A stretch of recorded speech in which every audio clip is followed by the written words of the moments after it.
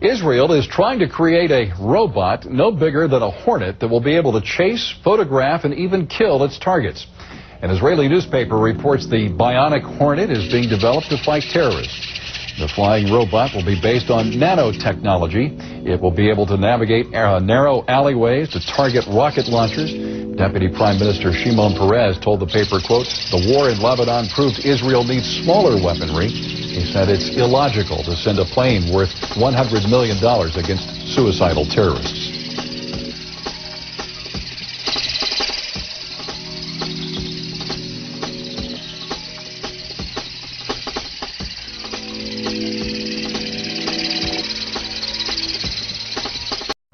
They are the cornerstone of America's military arsenal, dropping bombs on Bosnia, Pakistan, Afghanistan, Libya, and Yemen. Unmanned aerial vehicles, known as drones, have become the trademark of Washington's war missions, targeted assassinations, and spying operations overseas. But today, the local police department's using unmanned spy planes to catch suspects. The remotely piloted war weapon is flying domestic.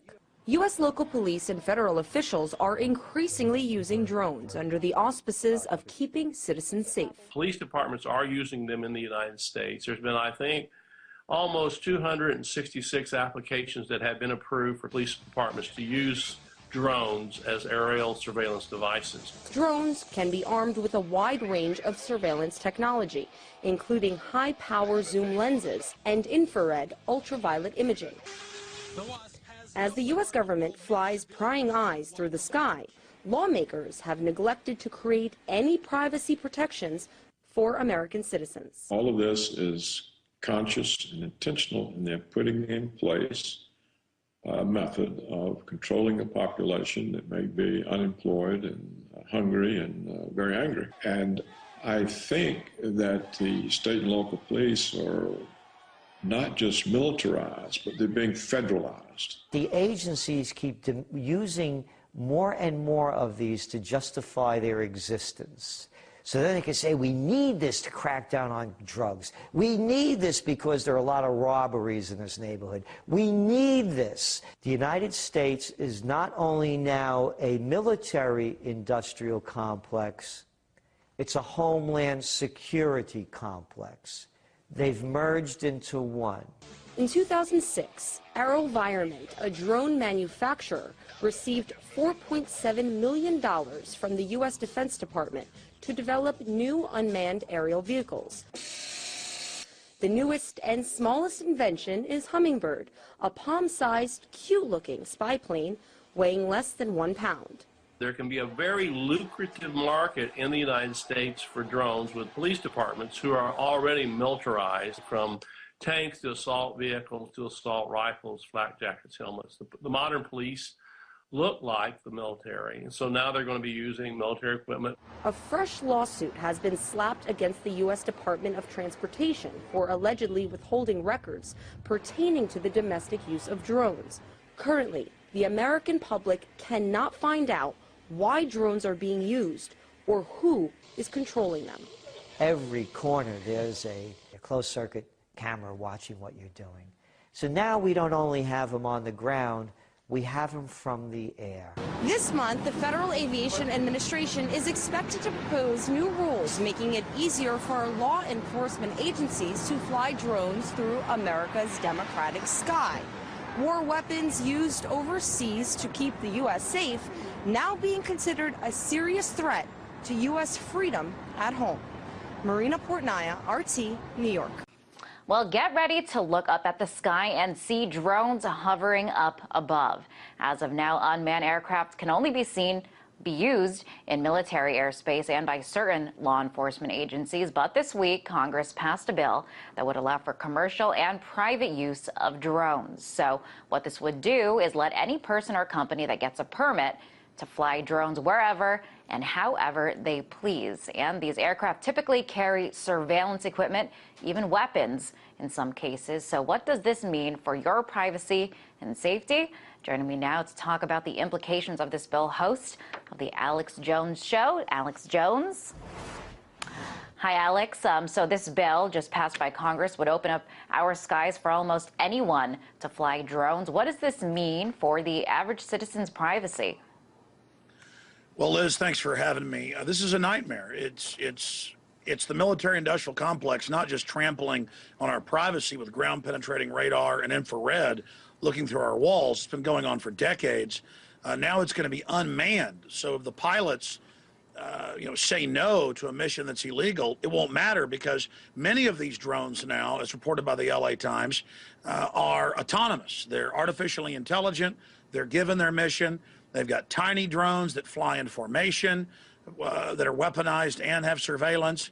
They also have Reapers that are weaponized, and of course they have the Predators. Just a month ago, I was on RT in North Dakota. The Air Force was involved with local police surveilling purported cattle thieves who'd actually just kept cows that had come on their property. Under common law, you can actually keep cows that come on your property. I have a ranch. My family does. I know the law.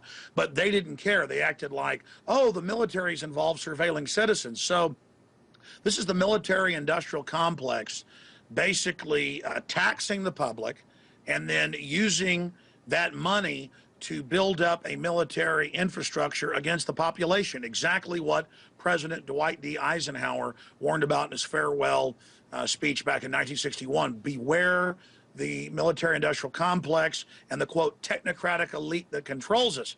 That's the full quote. In Rome, it was the military used by Caesar internally that took over. In Nazi Germany, in Napoleon's France, this is always the danger in third world countries today and in ancient nations. This is classic. And these politicians in a revolving door are invested in these drone companies, the body scanning companies, all of it, and they're getting incredibly rich off of setting up surveillance and weapon systems against the people. I mean, this is really frightening. Now, as you mentioned, it's the military as of now that has been using these drones, but this new bill would allow companies to use the aircraft. How do you expect companies, especially big companies, think Google and companies like that, to use this technology? Well, that's the problem. Because of technology getting so inexpensive and robotics and factories, what would cost $10 million a decade ago cost $100,000. And things are going to get cheaper and cheaper. And these big mega companies like Google, that's already operating in 14 states. Just a couple years ago, it was one state with robot 18-wheeler trucks, robot cars. And when they wreck, it's all swept under the rug because the system wants to go to this. And they're openly arguing that they're going to prove that robot cars and aircraft are more safe on average and force people to have robot cars, force people out of the 18-wheelers. So this is about humans having our rights taken and these big mega corporations and the military operating these drones. They're also not just having air drones. The Pentagon said in 2000 that by 2012, they wanted half the Air Force to be drone and half of the Army's air assets to be drone, as well as the Navy.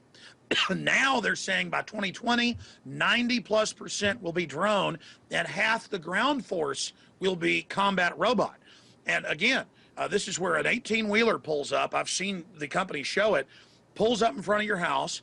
A bunch of robots get out the back on treads, come up to your home and basically attack you. This is what taxpayers in America are paying for, is a literal Terminator type scenario. But Skynet doesn't work for artificially intelligent master computer. It works for the corrupt global elite who, again, are making money out of building weapon systems and using them against us. It is incredible. Look, I've had family who's in the military for years who've told me about how they fly around on anti-drug missions using the U.S. Army. And now that's all admitted here domestically. So this is just the robots knocking down the door, and it's completely unconstitutional.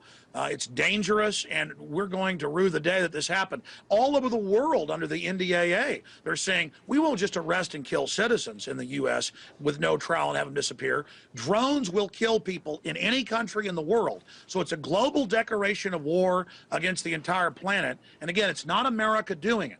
It's the big mega banks that openly are conquering Europe through fraud and Ponzi schemes and derivatives, that have conquered the United States and own the military-industrial complex. No one is standing in their way. No one, they're trying to start wars in Syria. They've already given al-Qaeda control of Libya. They're getting ready for war with Iran. They've got drones all over the planet, 70,000 of them. I mean, this is literally like Attack of the Clones or something out of a Star Wars movie. Wow. I mean, this is out of control. This certainly sounds very scary, what you're suggesting here. Also want to talk about the safety concerns of this bill. Drones, they can carry weapons, as we mentioned earlier, and also the safety of having these things fly around in our airspace. I mean, technology is not fail-proof. The possibility of drones crashing into houses and other planes. I mean, this seems to pose several safety concerns.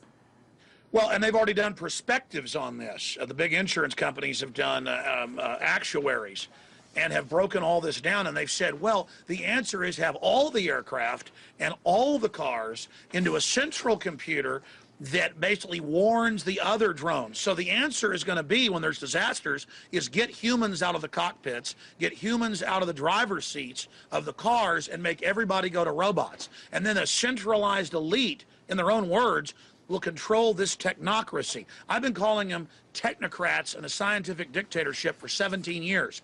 Now suddenly the elite are saying we want a technocracy for the world. No more elected governments. Experts will run things. I wasn't guessing that they were technocrats. I read white papers written 50 years ago where the big think tank experts in Britain and the United States said we'll use the wealth of these countries in Europe to build this technocracy to dominate the globe, but we've got to stay on the cutting edge of technology. So it's not America and England dominating the world. It's these criminal interests, these scientific dictators who are very intelligent, who have now used us as the launching pad for basically the robot wars that are coming. So get ready, folks, because before military could say no to crimes, there won't be military soon. There'll be robots working on robots that deploy the combat robots. Alex, very scary but interesting points that you raised there. But this could be just the beginning, that this is beyond drones and what this could potentially lead to. That was Alex Jones, host One last of the point. Alex Jones Show. 30,000 drones. They've announced 30,000 drones, Associated Press, to be in the sky. 30,000, a $63 billion funding system, half of it in the new FAA bill to fund this. God bless you. Alex, I just had to... Alex, thank you. We'll talk more about this another time. Thank you.